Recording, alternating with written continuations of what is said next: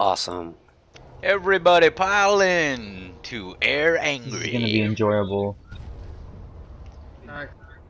Joe, you You're live in not Texas allowed to be too? a cowboy? 5 seconds to death. Alright, coming in for a landing. Oh shit! Oh, What no. the fuck am I getting hit from? I can't control this shit. Hold on! Oh, shit. Everybody hold on, Air Angry going down. I can't. Hold on! Freaking bail! Y'all bail! Get the hell out! No!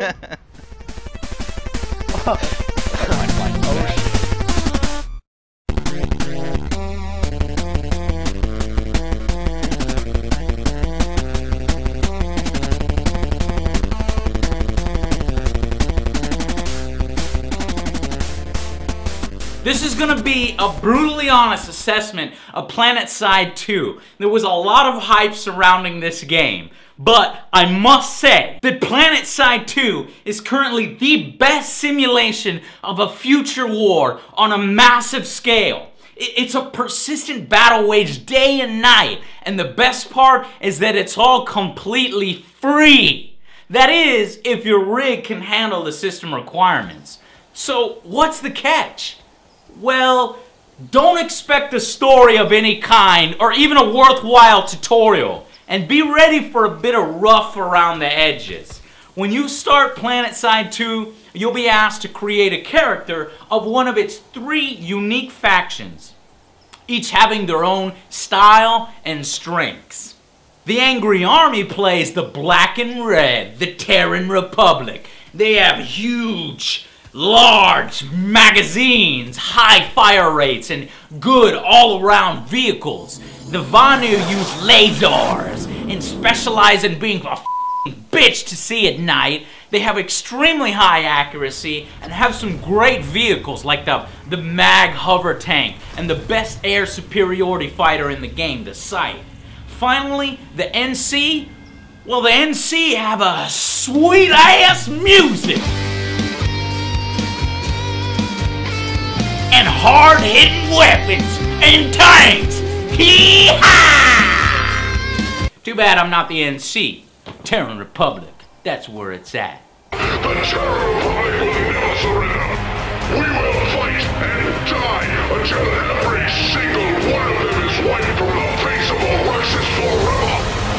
When we claim blood and honor, we mean blood and honor. Now you're locked at 3 characters, and you can't fiddle with much here other than your choice of 2 heads, and male or female. Most of the game's customization will be through camo schemes, armor sets, and emblems, which you can unlock by purchasing station cash. All that cosmetic stuff is basically uses real cash to unlock, but none of it is required to play the game. You can play without spending a dime. Now, after creation, you were treated to a rather pathetic tutorial of a minute video introduction, which then annoyingly thrusts you into the biggest freaking battle on the map without even allowing you to tweak your settings or rebind your keys or a moment to get accustomed to what the hell is going on.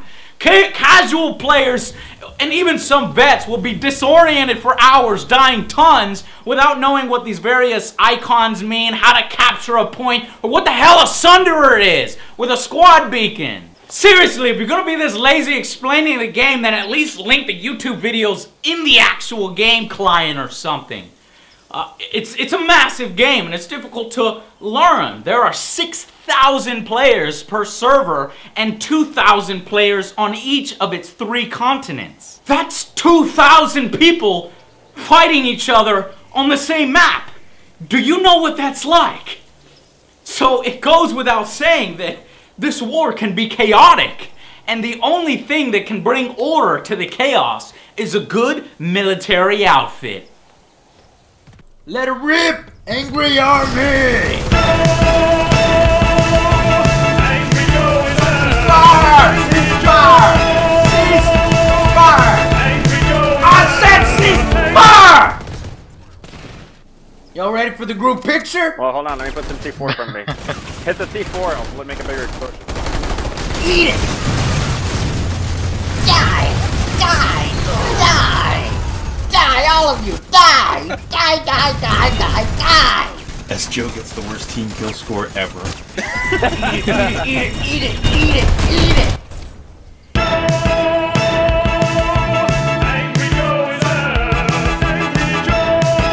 Now, if we're being honest, this game isn't really good when you're playing alone. In fact, it can be downright boring and frustrating as you die a lot. However, it's clearly not meant to be played this way. Okay, an engagement like this needs real military tactics. You must coordinate with your squad, cover your tank column advances with air support, and have plenty of infantry to storm the enclosed bases. Player squads can hold up to 12. And those squads can then upgrade into platoons of 48 men each. And this is why it's imperative to join up with an outfit that has a Mumble or a TeamSpeak server. There is an in-game voice server, but it's not very good. And a lot of people annoy the shit out of you in it. People like that do it because they know it pisses people off.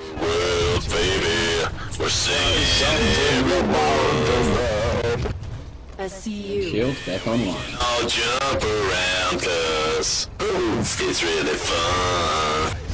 SCU destroyed. There's Deckard Cain again. Don't waste your lives. We need to protect the point. We are taking it now. Thank you, Green Mage. Your magic is very much accepted. When these tactics come together on the battlefield, it is a sight to behold, unlike anything you've ever seen before. Think of Battlefield 3 or Battlefield 2145 on a much larger scale. No game right now comes close to the way PlanetSide 2 has successfully pulled off these massive engagements. All the classes have purpose. Medics revive, engineers repair, infiltrators snipe and hack consoles, light assaults get around fast, and the heavy assaults can take down tanks. And Maxes are beasts.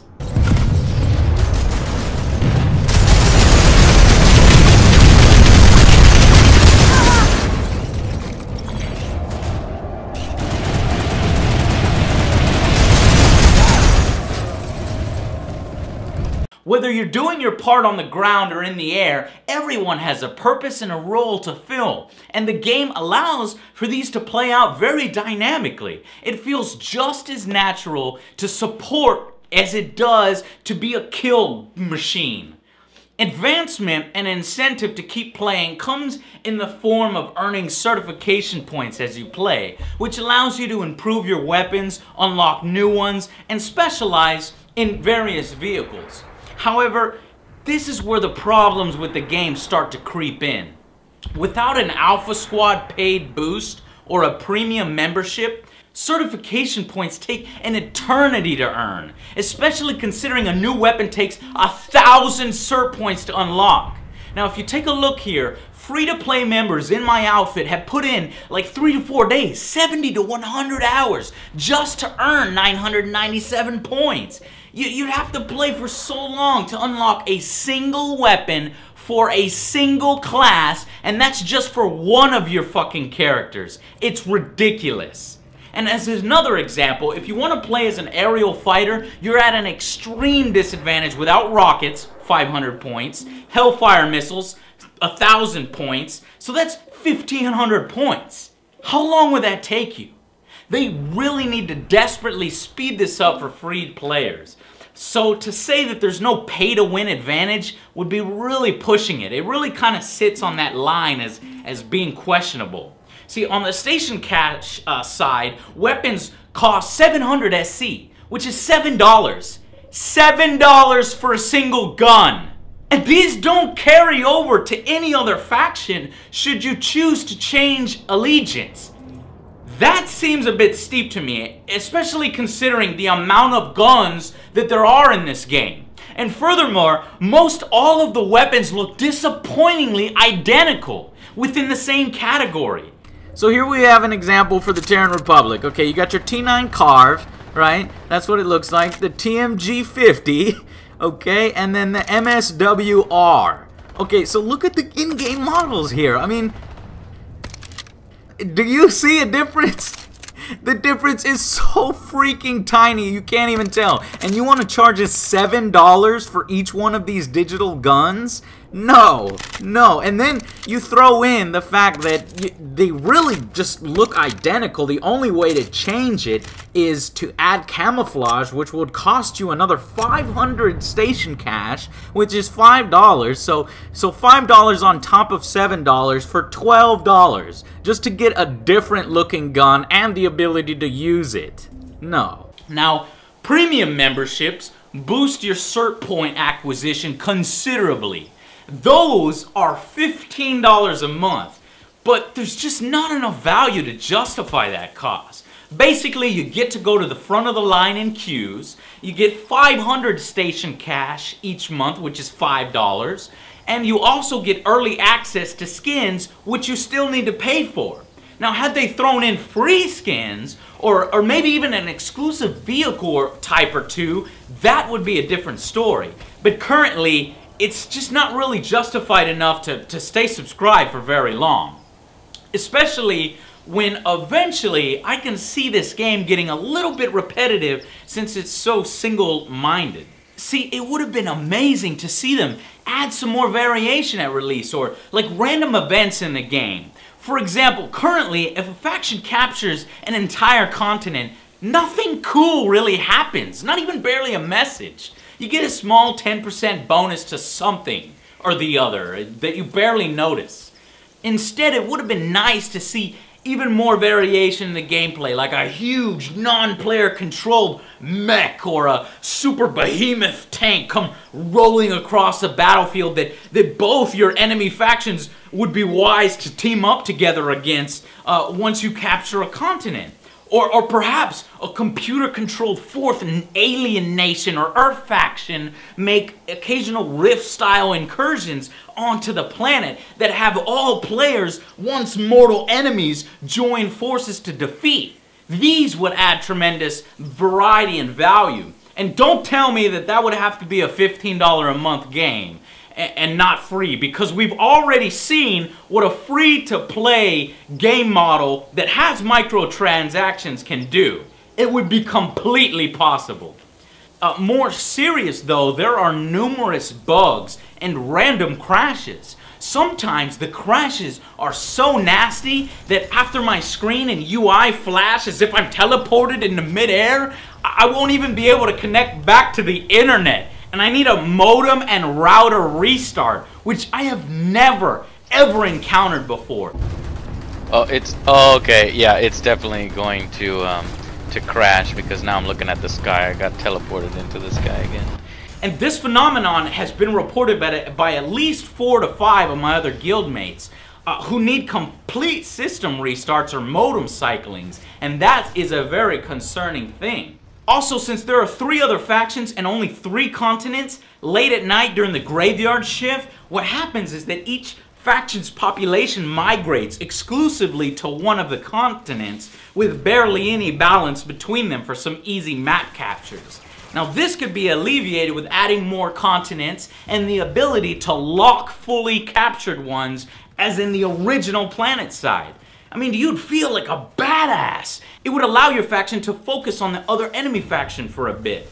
Also, even if you're within the system specs, depending on how massive a battle you get involved in, with tons of particle effects, vehicles, and small arms fire going off, the game becomes a definite resource hog. There is much optimization to be done yet.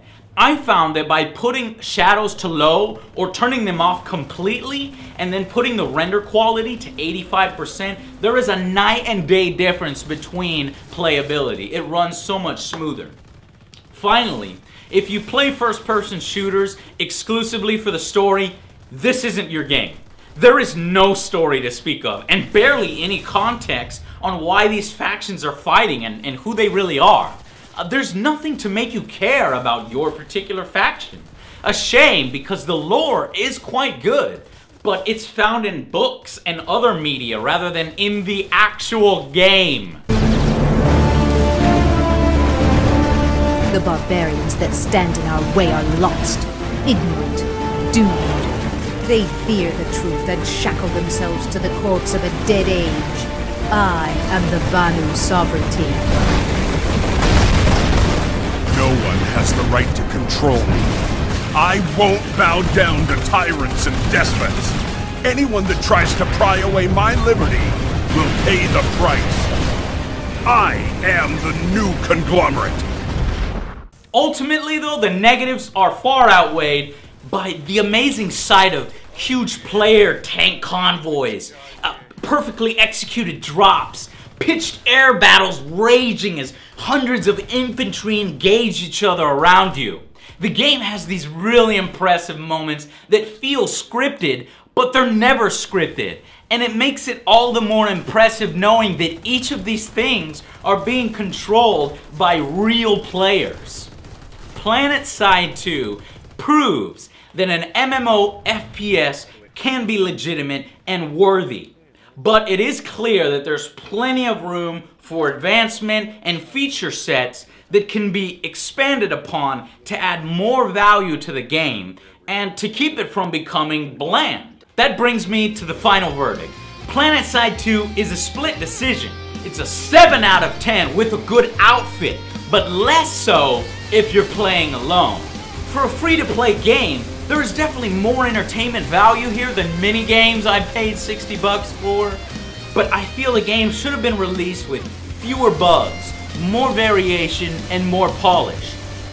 Sony Online Entertainment needs to speed up the cert acquisition for free players and bring down the ridiculous price gouging.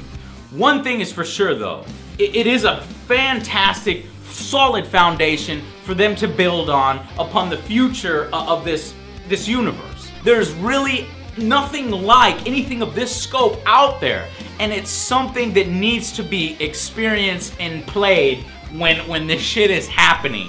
And there's no reason not to because it's free to play. I hope that future updates and expansions to this game add back that depth that we saw in PlanetSide 1 and add completely new stuff. Until then, I'll see you guys on the battlefield and on the next Angry Joe show. There's another one. They're stacking. Fuck it, I gotta do it. I gotta get in on this. Add more! Add more! What's happening? We're stacking galaxies. This is gonna end badly. First, I'll go in next. Should I just topple it down? Watching that guy's ramming. That guy tried to ram, he failed.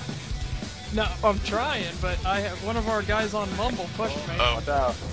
That guy tried to ram the formation. That guy tried to ram it. Oh, here it comes, there it goes. Oh shit. I tried ramming the formation. Oh fuck! Sweet, facility lost. Whoa! Oh, what a fucking mess! Oh my god. Oh boy. Can I jump on it? Oh my god, look at this. Oh Jesus. That was fun. Would you want to jump on this? Stuff's starting to blow up. Yeah, you can jump on it.